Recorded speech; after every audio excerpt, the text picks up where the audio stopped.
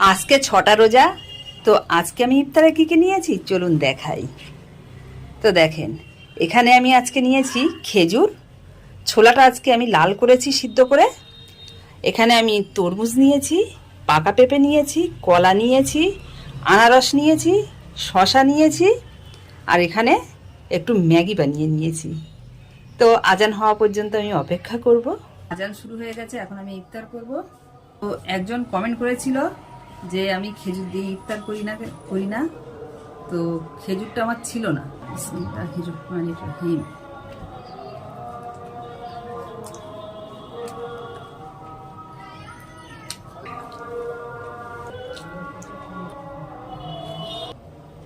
একটু ম্যাগি খেতে ইচ্ছে করছিল, তো আজকে একটু ওই জন্য ম্যাগি করে নিলাম।